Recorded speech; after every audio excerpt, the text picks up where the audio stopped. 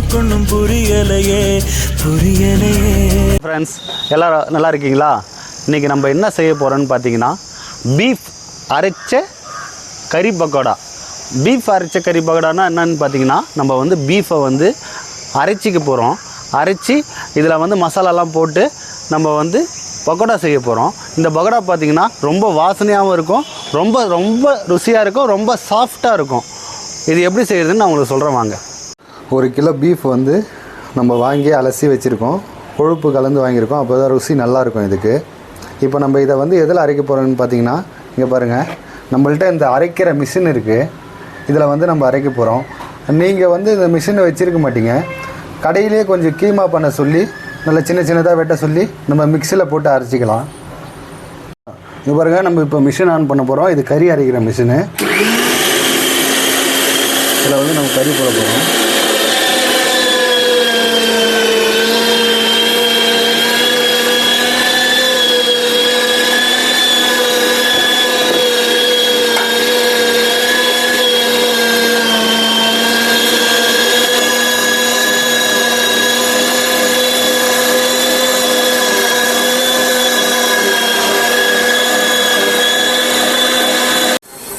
இங்கே பாருங்கள், 1 kilo beef வந்து நம்ம அரைச்சாச்சு.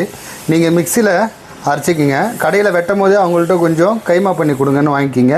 நம்ம மிக்சியில் ஈஸியாக அரைச்சிக்கலாம். இப்போ இதுக்கு தேவையான மசாலா பாருங்கள். Garam masala 1.5 spoon, mutton masala 1.5 spoon, இஞ்சி 2 ஸ்பூனு, மிளகாய்த்தூள் 2.5 ஸ்பூனு, உப்பு தேவையான அளவு, இந்த ரெட் கலரு லைட்டாக நம்ம தேவையான கலரு போட்டுக்கிறோம். கார்ன்ஃப்ளவர் பார்த்திங்கன்னா ஒரு 150 கிராம். இந்த கார்ன்ஃப்ளவர் வந்து எதுக்கு நம்ம சேர்க்கணும்னு பார்த்திங்கன்னா நம்ம சாப்பிடும் போது வந்து நல்லா கொஞ்சம் மொறுமொறுன்னு கிடைக்கும். அதனால் நம்ம கார்ன்ஃப்ளவர் ஒரு 150 கிராம் இதில் நம்ம சேர்க்குறோம்.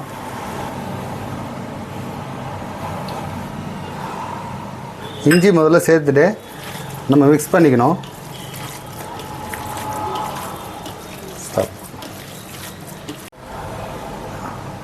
மிளகாய்த்தூள்,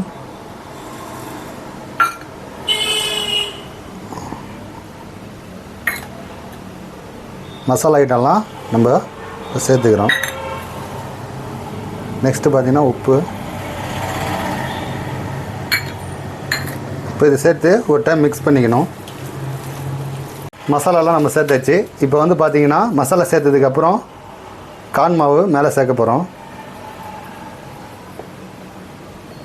கார்ன் மாவு சேர்த்ததுக்கப்புறம் நம்மளுக்கு எவ்வளோ கலர் தேவையோ அவ்வளோ நம்ம சேர்த்துக்கிறோம். இப்போது இதை லைட்டாக வாட்டர் சேர்த்து நம்ம மிக்ஸ் பண்ணிக்கிறோம்.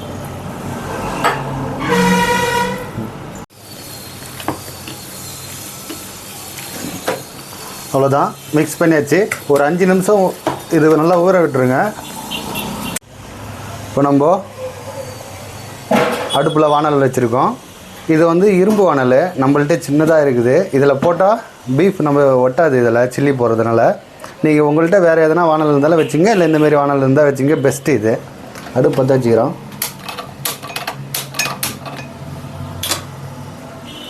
அடுப்பு பற்ற வச்சு ஒரு பக்கம் நம்மளுக்கு எண்ணெய் காயிட்டோம்.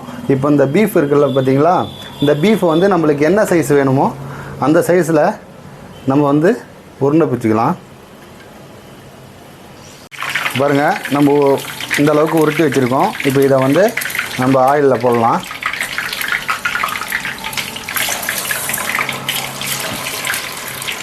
இதை ஒன்று ஒன்றா எடுத்து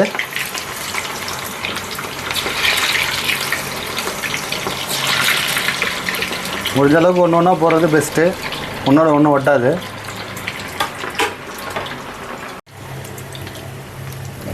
நம்ம வந்து இதில் கருவேப்பிலை சேர்த்துக்கலாம்.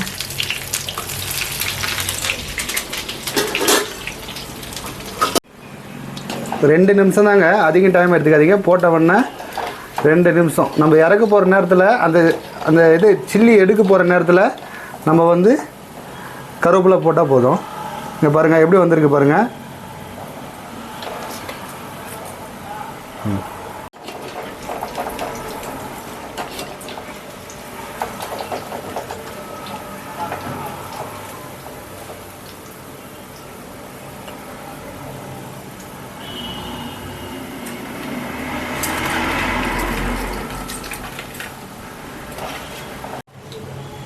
இப்போ இதை நம்ம சாப்பிட்டு பார்ப்போம்.